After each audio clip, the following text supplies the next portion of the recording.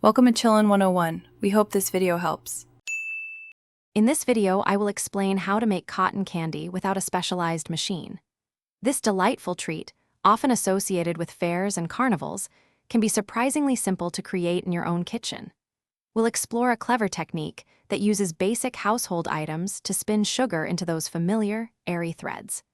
Get ready to impress your friends and family with this sweet, homemade confection, requiring just a few common ingredients and a little patience.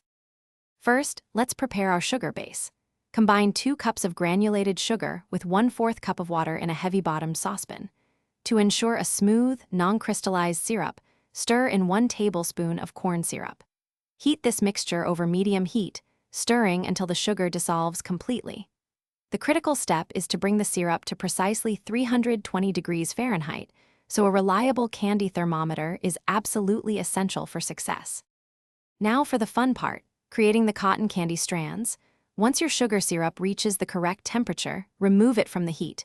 Dip a metal whisk or a fork into the hot syrup, allowing some to drip off.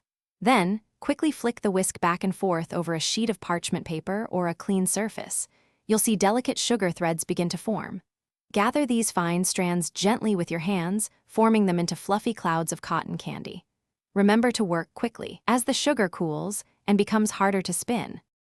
For the best homemade cotton candy, a few tips are key. Always ensure your sugar syrup stays at the correct temperature. If it cools too much, gently reheat it.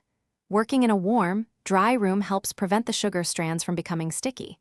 You can also add a few drops of food coloring to your syrup for colorful treats. Once made, cotton candy is best enjoyed immediately, as it can absorb moisture from the air.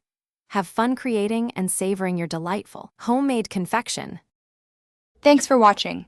Consider subscribing if we helped you.